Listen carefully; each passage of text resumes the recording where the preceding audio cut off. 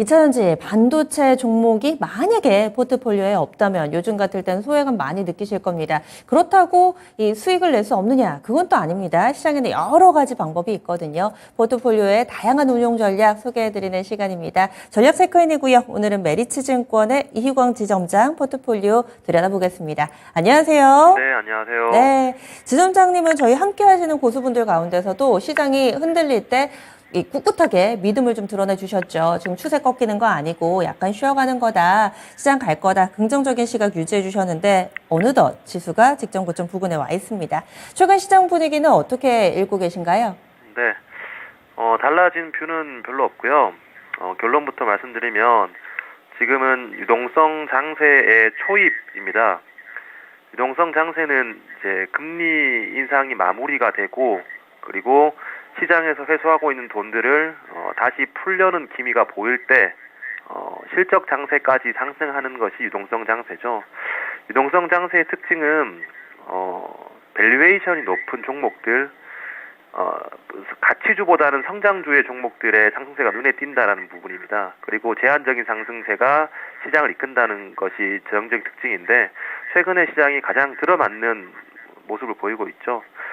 그리고 이제 내일 모레 FOMC 금리 인상 확률이 95% 이상인데 그 이후에 8월, 9월 이후에 금리 인상 가능성에 대해서는 굉장히 낮은 상황입니다. 그럼 7월 달 FOMC가 장장 1년 반의 이런 금리 인상의 종착점이 될 수 있습니다. 마지막 금리를 올렸다는 건 이제 금리가 더 올라갈 부분보다는 내려갈 룸이 많다는 건데 단연 유동성 장세에 대한 기대감이 있겠죠. 그걸 주가가 지금 선반영하고 있고 효과가 그 밸류에이션이 높은 성장성을 당겨올 수 있는 종목들로부터 퍼지고 있는데 지금 이런 종목들을 못 샀다고 초조해할 필요는 없을 것 같습니다. 왜냐하면 유동성 장세 다음은 풀린 돈들에 의해서 본격적으로 경기와 실적이 좋아지는 실적 장세이기 때문에 저는 결코 늦었다라고 생각하고 있지 않고요. 장기적으로 저는 24년, 25년까지 실적 장세가 나타난다라면 지금의 이 유동성 장세, 실적 장세의 뷰를 꺾을 필요는 없다고 생각됩니다. 네, 그래서 시장 계속해서 또 유동성의 힘으로 오름세 나타낼 수 있을 것이다. 이번에 박스 안 그리고 2650선 단번에 좀 뚫고 갈 수 있을 거라고 보세요? 단기적인 시세는 알 수 없겠죠. 근데 총선 전까지 국내 매크로 이슈는 크게 없을 거라고 보고 있고요. 그리고 미국의 어떤 배드 뉴스가 발생하더라도 저는 그 배드 뉴스가 굿 뉴스로 해석될 것으로 보고 있습니다. 왜냐하면 물가가 잡혔고 CPI가 굉장히 안정적으로 나왔기 때문에 이제 연준이 금리를 내릴 수 있는, 그러니까 돈을 풀 수 있는 버퍼가 생겼습니다. 이는 어떠한 그 충격이 오더라도 시스템 리스크가 가기 전에 시장을 완화시켜줄 만한 이 카드로 작용할 수 있기 때문에 저는 단기적인 조정은 예상할 수 없겠지만 단기적인 조정이 오더라도 추세는 흔들리지 않을 것으로 보고 있습니다. 됐든 다음이 됐든 간에 시장은 계속 추세적으로 갈 거다 이렇게 얘기를 해주시네요. 그러면은요 현재 주식과 현금 비중이 9대 1입니다. 포트폴리오 운용 전략에 있어서 변화 없으신가요? 네, 변화 없습니다. 예, 그럼 종목 보겠습니다.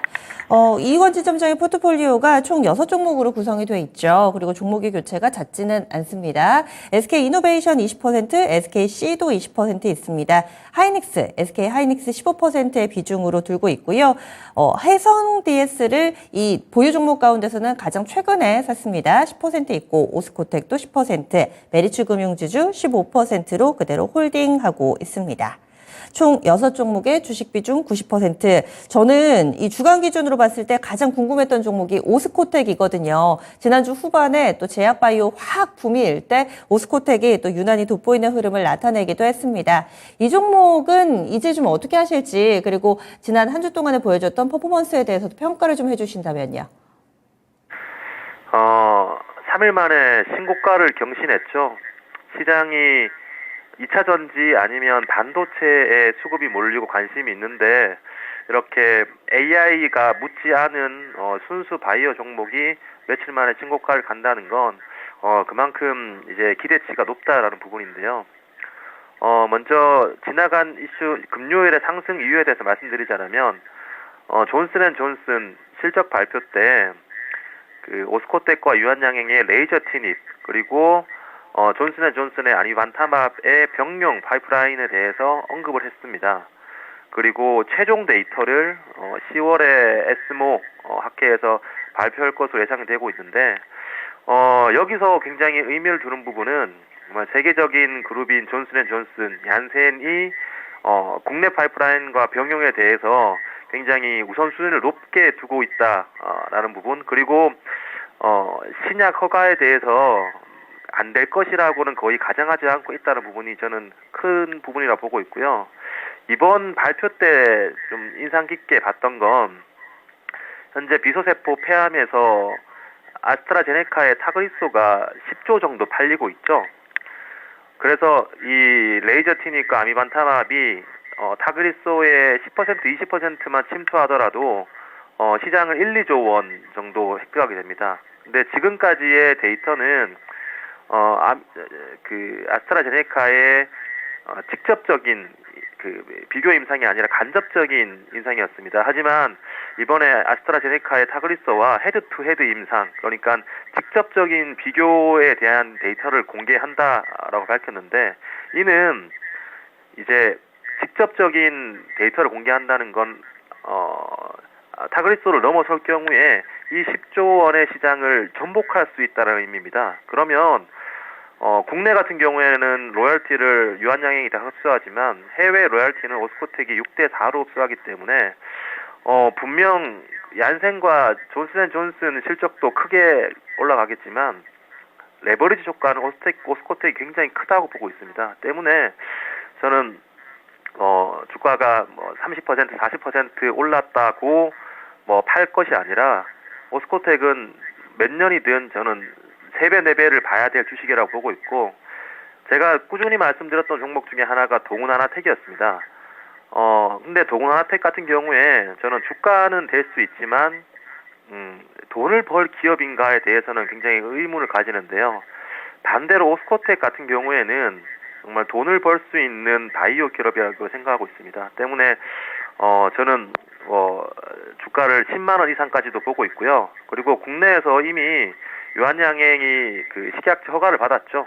1차 치료제로 등재가 됐습니다. 이제 마지막 남은 단계는 1차 치료제에서 보험 등재가 중요한데, 만약 레이저 티닙이 보험 등재를 받게 될 시에는 오스코텍과 유한양행의 한 단계 더 추가 레벨업이 가능하다라고 강조드리겠습니다. 네.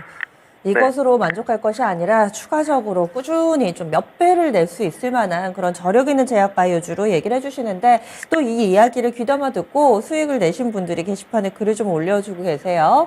그리고 또 포트폴리오의 SK 이노베이션입니다. 이 종목 어제도 11% 급등 나왔고요. 오늘도 추가 상승이 나타나고 있습니다. SK 이노베이션 20만 원까지 왔습니다. 이 종목은 또 어떻게 보시나요? 포트폴리오에 담고 벌써 3번째 20만원 돌파 시도입니다. 2번 미끄러졌고, 또 유상증자 악재까지 만났죠. 하지만 주가가 이 정도까지 올랐다면 저는 유상증자가 실패할 거라고 보고 있지는 않고요.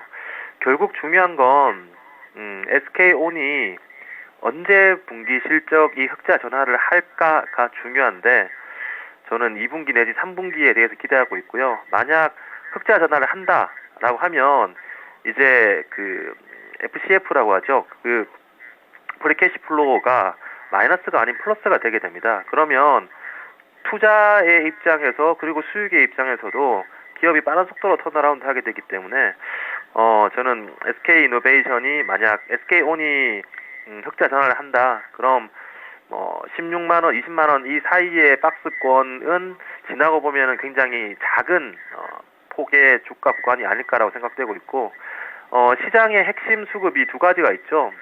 ETF 수급과 쇼커버 수급입니다. 포스코 그룹 같은 경우에도 쇼커버 수급이 많이 유입되고 있는데, 마찬가지로 SK이노베이션도 어느 정도의 선을 돌파한다면 쇼커버의 물량이 가파르게 들어올 수 있기 때문에 언제일지 모르겠지만 펀더멘탈과 수급 여건이 함께 좋아질 구간이 온다라고 생각하고 기다리고 있습니다. 더불어서 말씀드릴 종목은 SKC인데요.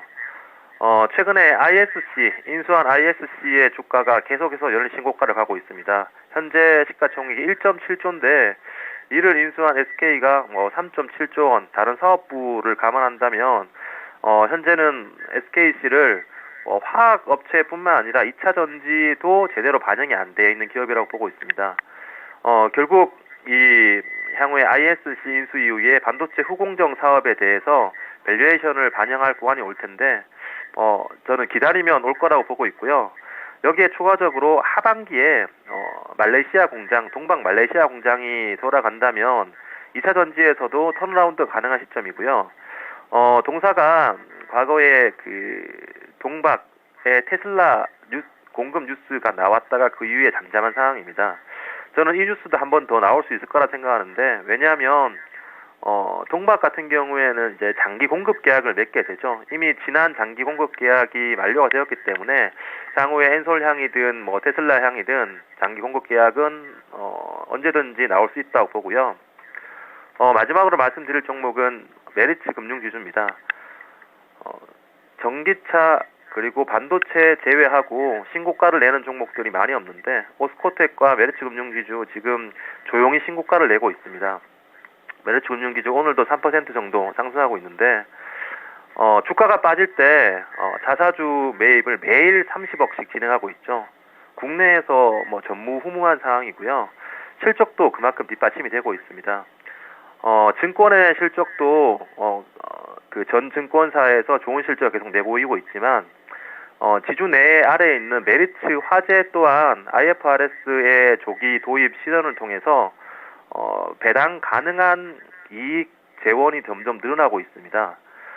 배당 가능한 이익 재원이 늘어난다는 건 배당 수익률이 늘어난다는 거고요. 주가가 올라가면서도 배당 재원이 늘어난다는 건 주가가 올라가면서 배당 수익률이 떨어지겠지만 주가가 올라가면서 배당 수익률을 유지하는 메리트를 발생하게 됩니다. 또한 배당 외에도 자사주를 매입에 소각한다라면 배당을 줄 수 있는 주식 수 자체가 줄어들게 되겠죠. 그럼 그 주식의 메리트가 더 발생되기 때문에 오늘도 30억을 사고 내일도 30억을 산다면 쇼티지 구간이 결국 올 겁니다. 그럼 그 쇼티지 구간을 잘 견디는 사람이 인내 있게 큰 수익을 누릴 거라고 보고 있습니다. 알겠습니다. 이익원 시점장님 포트폴리오 보면은 꼭 시장에 2차전지 반도체가 아니더라도 잘 간 종목이 이렇게 많구나라는 점을 다시 한번 좀 깨닫게 되는 것 같습니다. 그러면 앞으로는 또 포트의 변화를 좀 준비하고 계시는지 아니면 그대로 유지하실 건지 알려주시죠. 네. 신규 편입 종목은 없습니다. 네. 그러면 그대로 홀딩 의견 주시는데요. 그럼 다음 주에 뵙겠습니다. 네, 감사합니다. 예. 이렇게 해서 이익원 지점장 포트폴리오 알아봤습니다. 메리츠 금융지주도 신고가를 쓰고 있네요. 이렇게 알게 모르게 잘 가는 종목으로도 수익 충분히 내실 수 있으니까요. 여러 가지 선택지 가운데서 여러분들이 좀 투자 성향에 맞는 종목을 골라주시면 좋을 것 같습니다. 지금까지 다양한 투자 판단에 대한 도움 말씀드렸습니다. 종목의 상승 하락을 보장하지는 않습니다. 오늘 비 소식 전국적으로 있으니까요. 비 피해 없도록 유의하시고요. 전 여기서 인사드릴게요. 함께해 주신 여러분 고맙습니다.